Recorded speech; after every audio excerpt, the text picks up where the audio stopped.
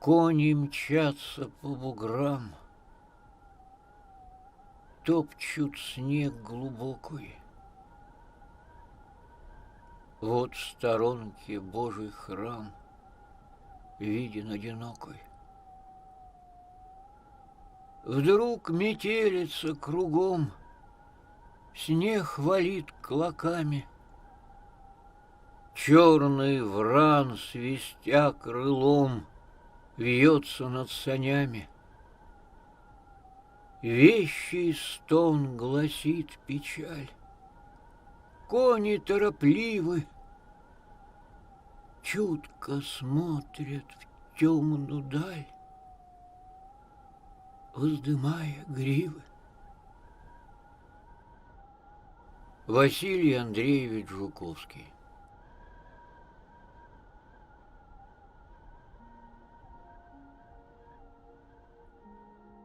В конце 1811 года, в эпоху нам достопамятную, жил в своем поместье Ненарадове добрый Гаврила Гаврилович Р. Он славился во всей округе гостеприимством и радушием. Соседи поминутно ездили к нему поесть, попить, поиграть по 5 копеек в бастон с его женою Прасковьей Петровною, а некоторые для того, чтобы поглядеть на дочку их, Марью Гавриловну, стройную, бледную и 17-летнюю девицу. Она считалась богатой невестою, и многие прочили ее за себя или за сыновей. Марья Гавриловна была воспитана на французских романах и, следственно, была влюблена.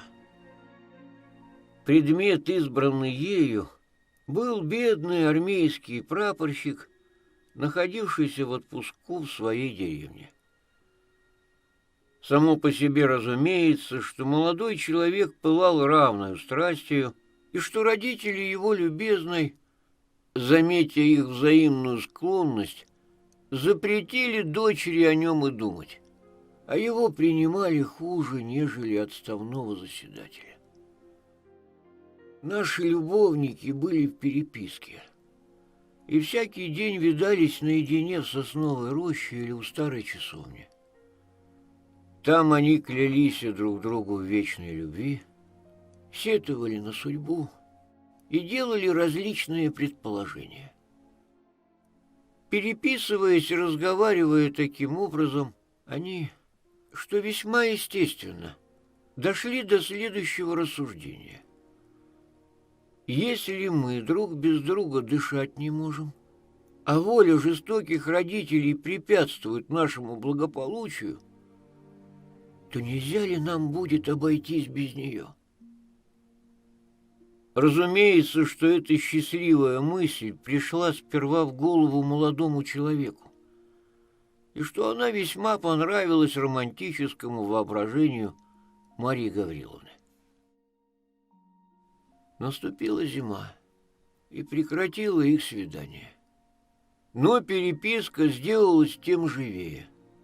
Владимир Николаевич в каждом письме умолял ее предаться ему, венчаться тайно, скрываться несколько времени, броситься потом к ногам родителей, которые, конечно, будут тронуты, наконец, героическим постоянством и несчастьем любовников и скажут им непременно: «Дети, придите в наши объятия».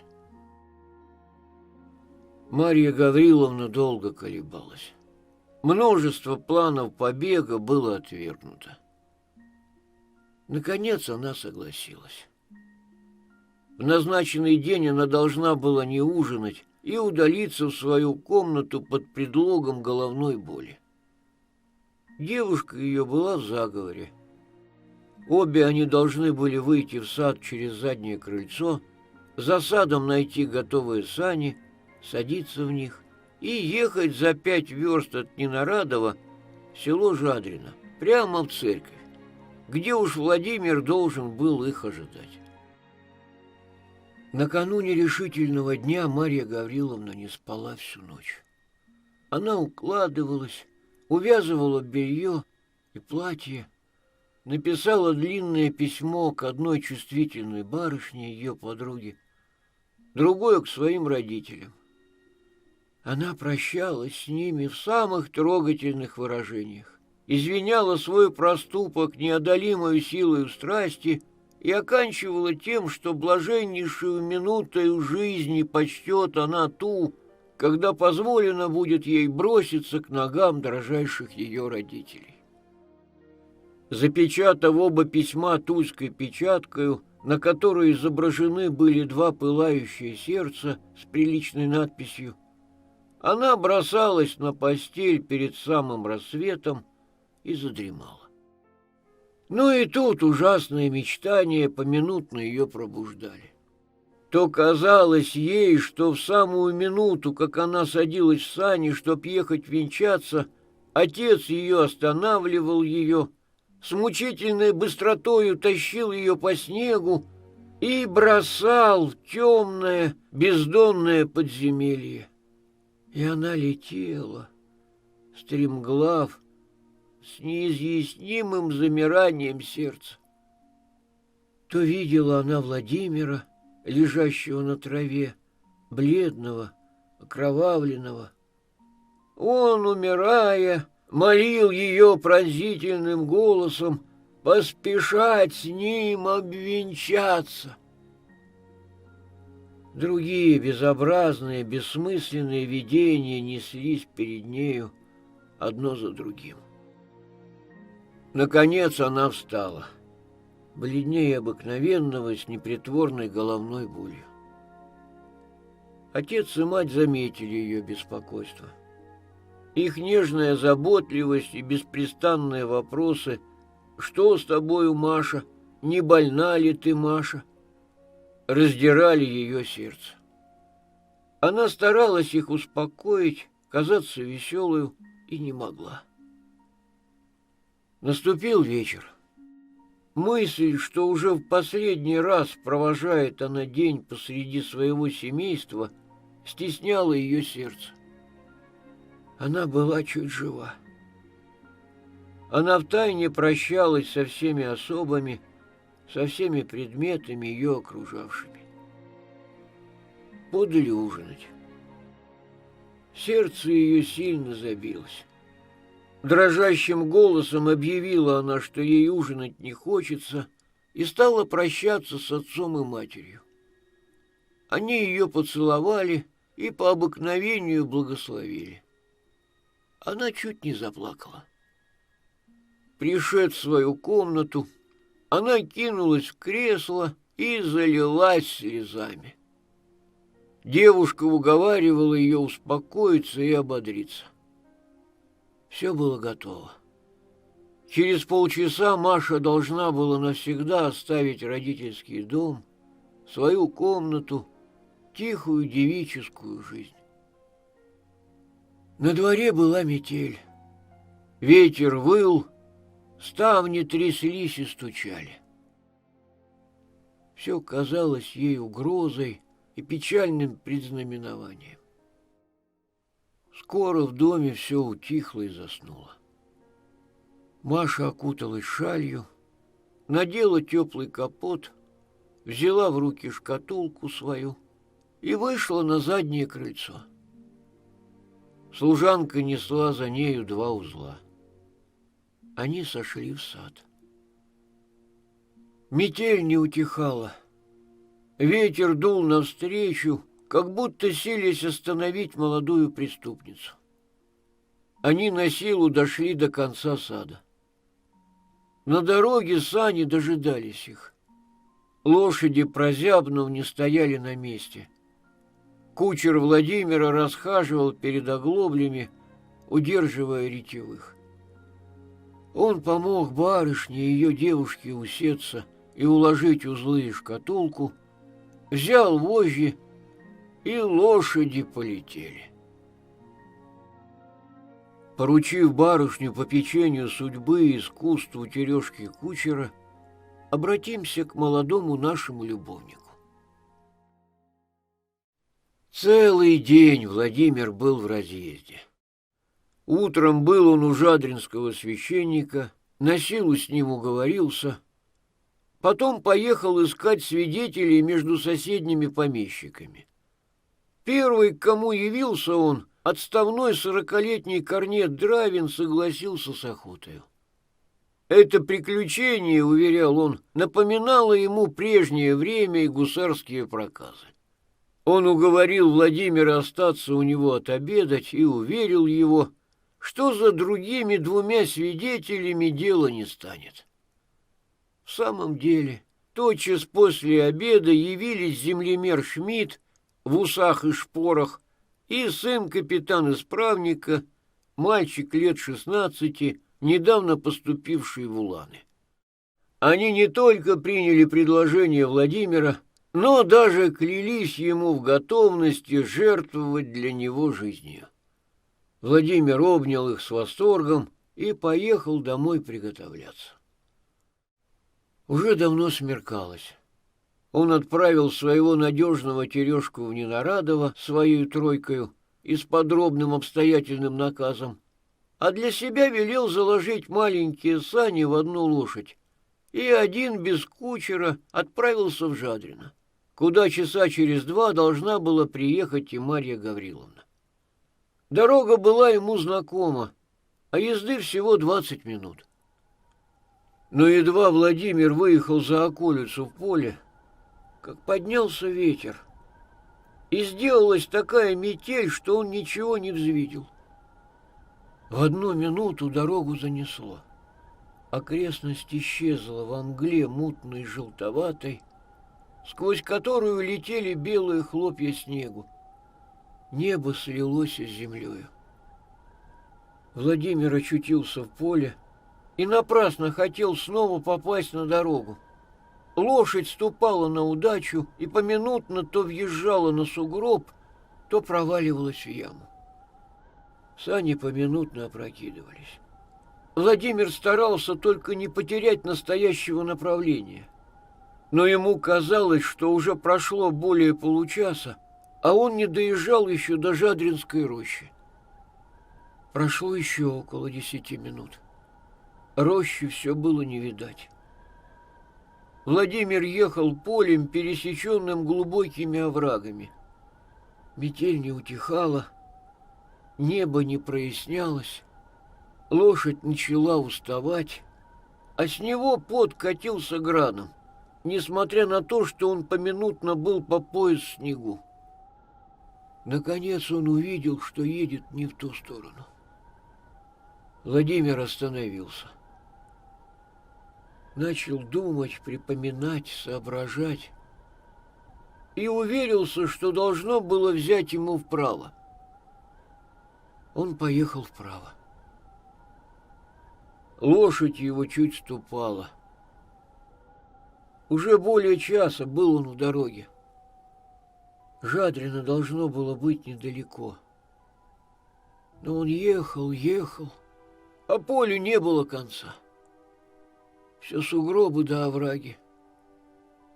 Поминутно сани опрокидывались, поминутно он их подымал. Время шло. Владимир начинал сильно беспокоиться. Наконец, в стороне что-то стало чернеть. Владимир поворотил туда. Приближаясь, увидел он рощу. «Слава Богу», — подумал он, — «теперь близко». Он поехал около рощи, надеясь тотчас попасть на знакомую дорогу или объехать рощу кругом. Жадрино находилась тотчас за нею. Скоро нашел он дорогу и въехал во мрак дерев, обнаженных зимою. Ветер не мог тут свирепствовать, дорога была гладкая, лошадь ободрилась, и Владимир успокоился. Но он ехал, а Жадрина было не видать. Рощи не было конца. Владимир с ужасом увидел, что он заехал в незнакомый лес. Отчаяние овладело им. Он ударил по лошади. Бедное животное пошло было рысью, но скоро стало приставать и через четверть часа пошло шагом, несмотря на все усилия несчастного Владимира. Мало-помалу деревья начали редеть, и Владимир выехал из лесу. Жадрина было не видать. Должно было быть около полуночи. Слезы брызнули из глаз его.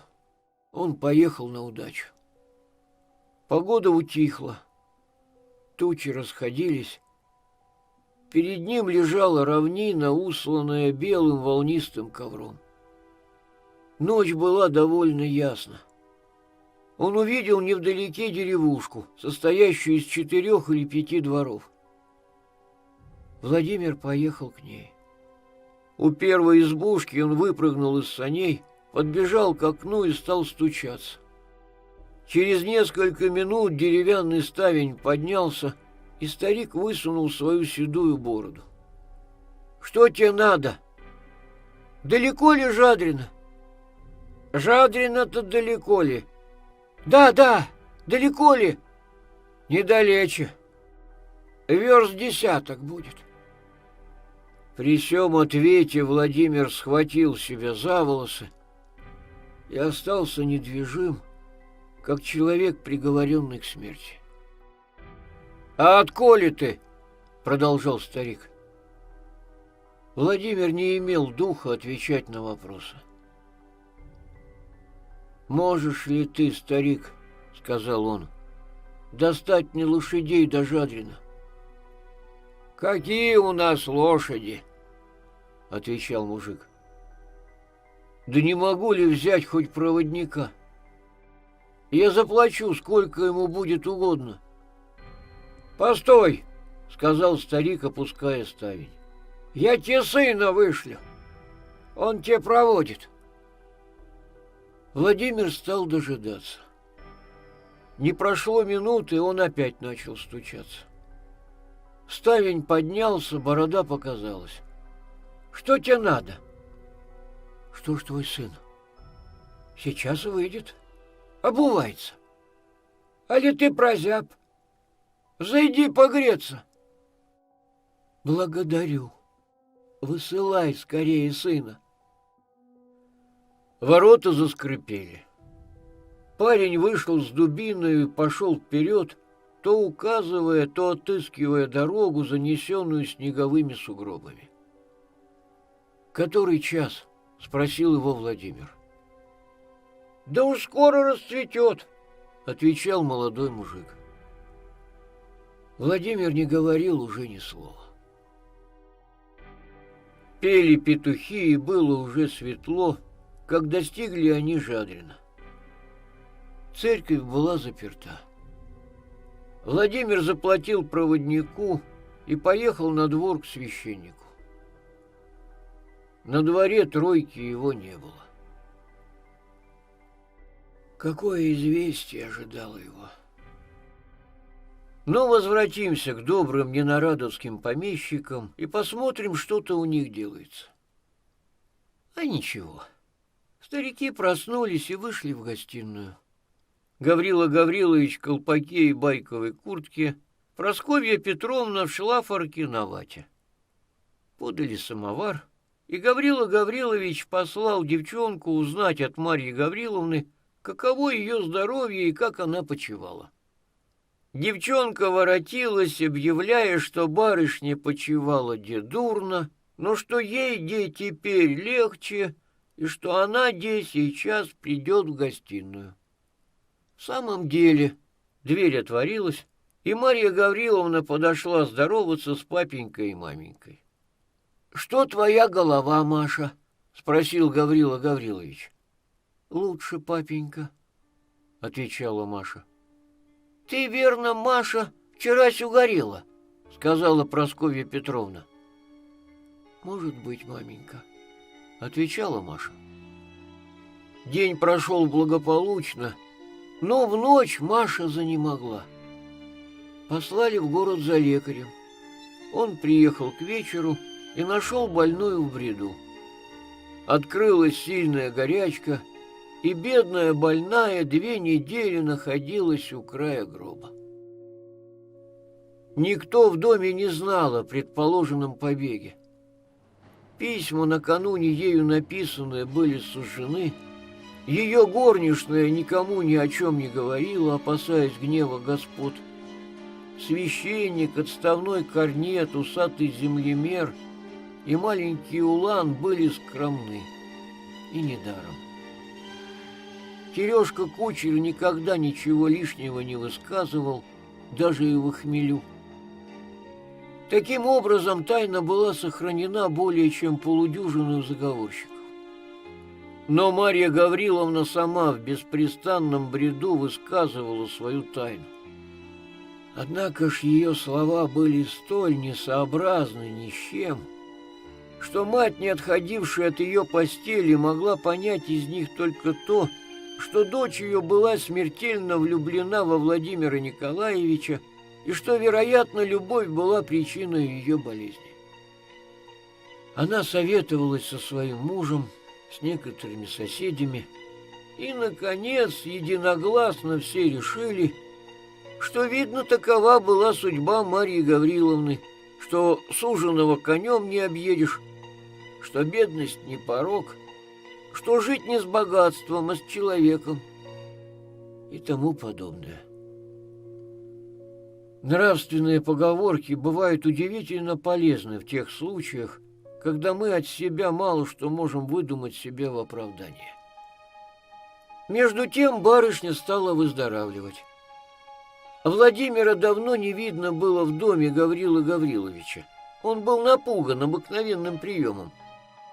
Положили послать за ним и объявить ему неожиданное счастье — согласие на брак. Но каково было изумление ненарадовских помещиков, когда в ответ на их приглашение получили они от него полусумасшедшее письмо. Он объявлял им, что нога его не будет никогда в их доме, и просил забыть о несчастном, для которого смерть остается единою надеждою. Через несколько дней узнали они, что Владимир уехал в армию.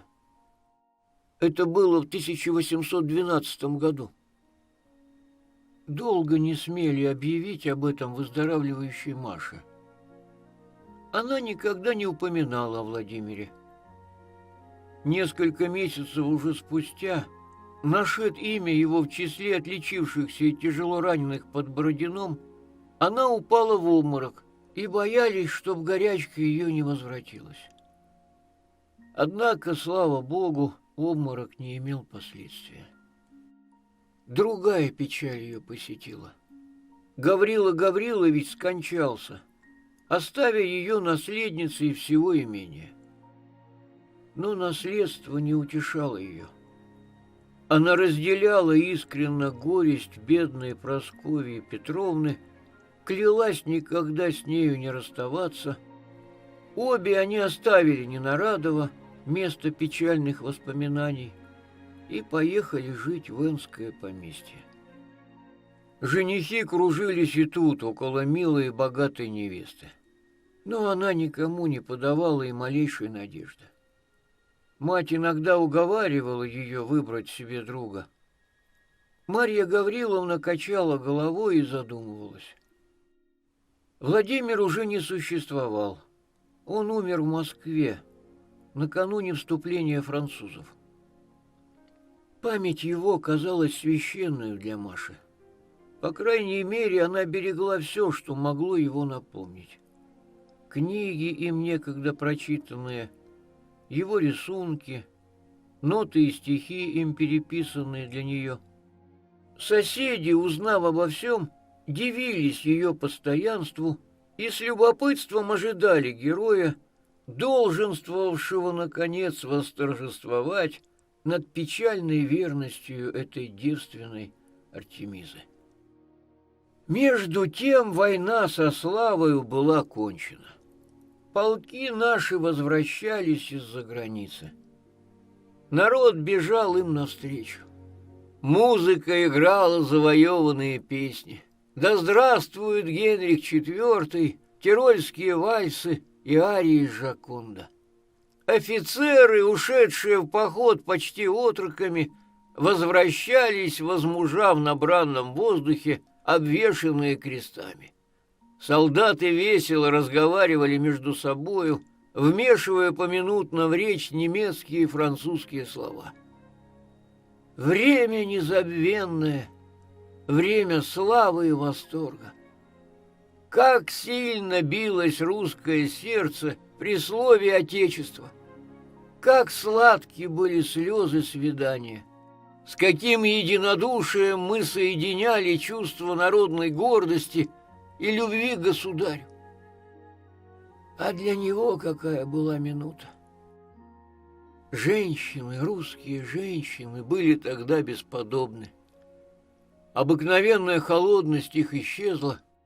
Восторг их был истинно упоителен, когда, встречая победителей, кричали они «Ура!» и в воздух чепчики бросали. Кто из тогдашних офицеров не сознается, что русской женщине обязан он был лучшей, драгоценнейшей наградой? В это блистательное время Марья Гавриловна жила с матерью в Энской губернии и не видала, как обе столицы праздновали возвращение войск. Но в уездах и деревнях общий восторг, может быть, был еще сильнее. Появление в сих местах офицера было для него настоящим торжеством, и любовнику во фраке плохо было в его соседстве.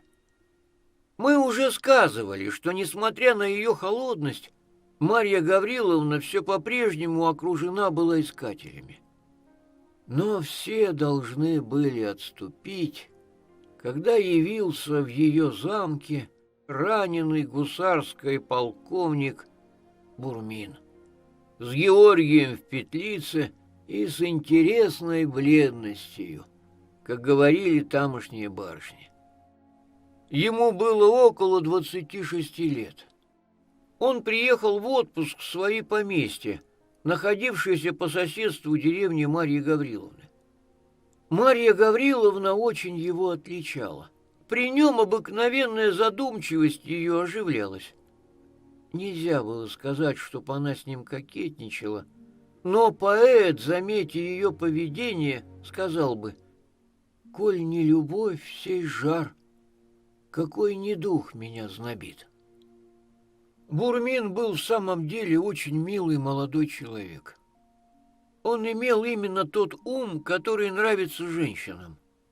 Ум приличия и наблюдения, безо всяких притязаний и беспечно насмешливый. Поведение его с Марьей Гавриловной было просто и свободно. Но чтоб она не сказала или не сделала, душа и взоры его так за нею и следовали. Он казался нрава тихого и скромного, но молва уверяла, что некогда был он ужасным повесою.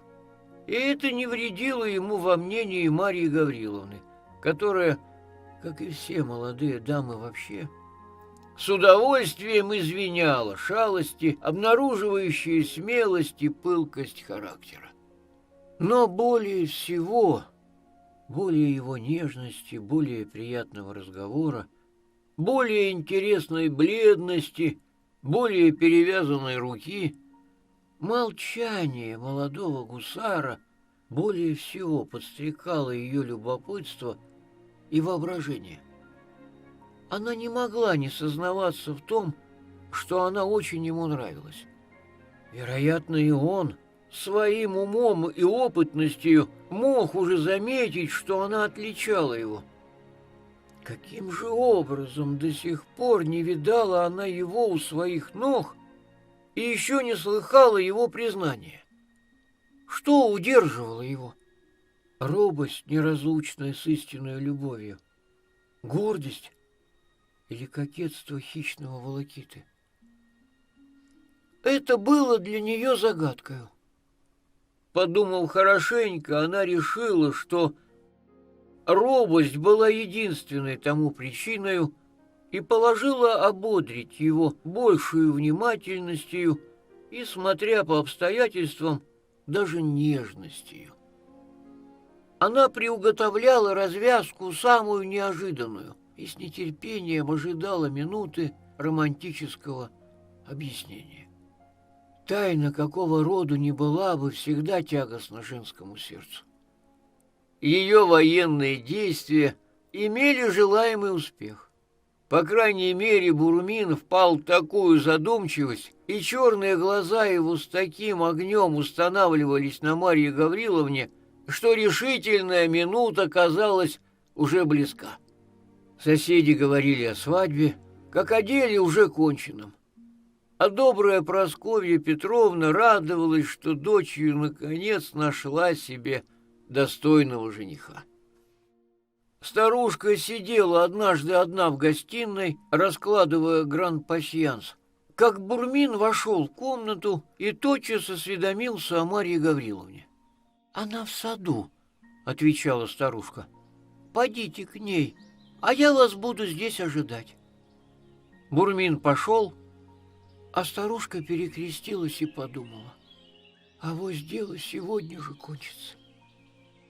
Бурмин нашел Марью Гавриловну у пруда, под ивою, с книгой в руках и в белом платье, настоящей героиней романа. После первых вопросов Марья Гавриловна нарочно перестала поддерживать разговор, усиливая таким образом взаимное замешательство, от которого можно было избавиться разве только внезапным и решительным объяснением. Так и случилось. Бурмин, чувствуя затруднительность своего положения, объявил, что искал давно случая раскрыть ей свое сердце и потребовал минуты внимания. Марья Гавриловна закрыла книгу и потупила глаза в знак согласия. «Я вас люблю», — сказал Бурмин.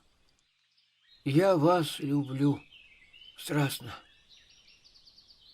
Марья Гавриловна покраснела и наклонила голову еще ниже. «Я поступил неосторожно, предаваясь милой привычке видеть и слышать вас ежедневно». Марья Гавриловна вспомнила первое письмо Сен-Прё. «Теперь уже поздно противиться судьбе моей. Воспоминание об вас, ваш милый и несравненный образ отныне будет мучением и отрадою жизни моей.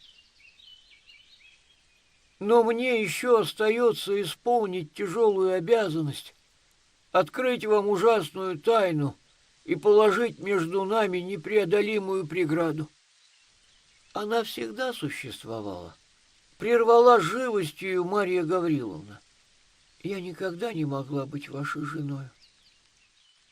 Знаю, — отвечал он ей тихо, — знаю, что некогда вы любили, но смерти 3 года сетований.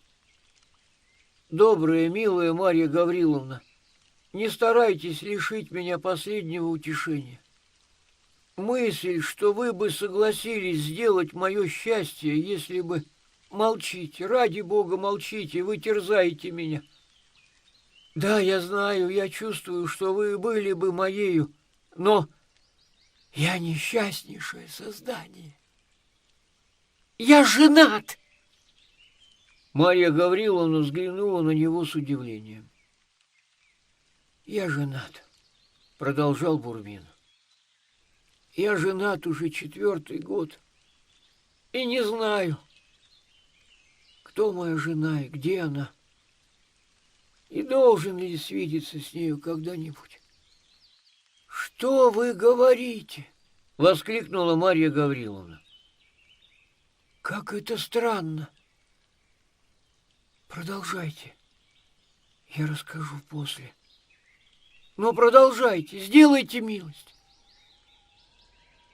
«В начале 1812 года, — сказал Бурмин, — я спешил в Вильну, где находился наш полк.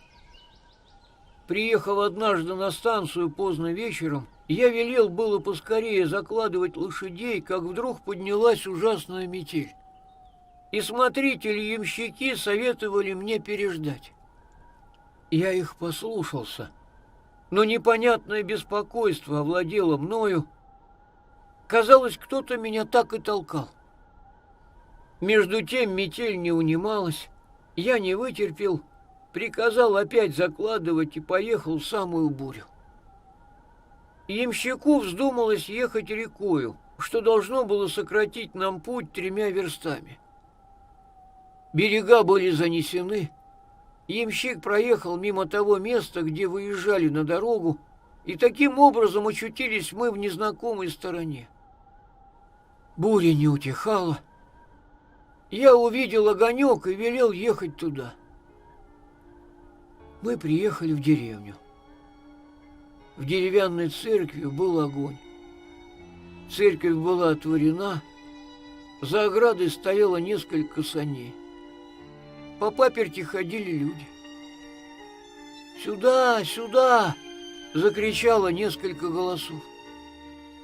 Я велел ямщику подъехать. «Помилуй, где ты замешкался?» — сказал мне кто-то. «Невеста в обмороке. Поп не знает, что делать. Мы готовы были ехать назад. Выходи же скорее!» Я молча выпрыгнул из саней и вошел в церковь, слабо освещенную 2 или 3 свечами. Девушка сидела на лавочке в темном углу церкви. Другая терла ей виски. «Слава Богу», — сказала это, — «на силу вы приехали. Чуть было вы барышню не уморили». Старый священник подошел ко мне с вопросом. «Прикажете начинать?» «Начинайте, начинайте, батюшка», — отвечал я рассеянно. Девушку подняли. Она показалась мне недурна. Непонятная, непростительная ветреность. Я стал подле нее перед аналоем. Священник торопился. 3 мужчин и горничная поддерживали невесту и заняты были только ею. Нас обвенчали. «Поцелуйтесь», — сказали нам. Жена моя обратила ко мне бледное свое лицо. Я хотел было ее поцеловать. Она вскрикнула: «Ай, не он, не он!» и упала без памяти. Свидетели устремили на меня испуганные глаза. Я повернулся, вышел из церкви безо всякого препятствия, бросился в кибитку и закричал: «Пошел!»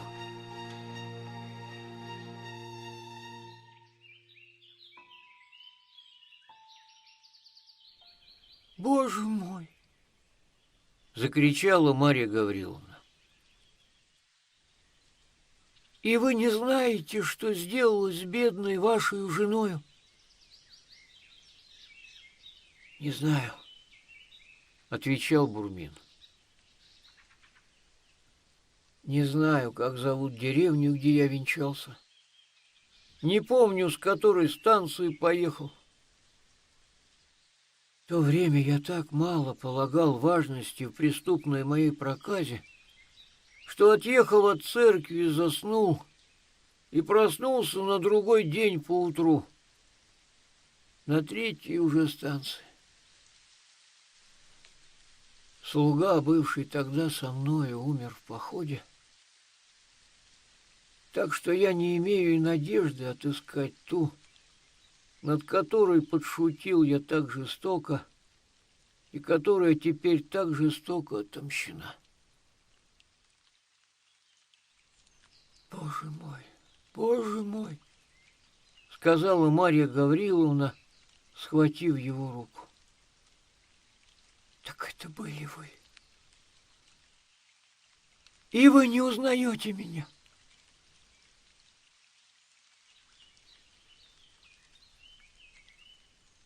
Бурмин побледнел и бросился к ее ногам.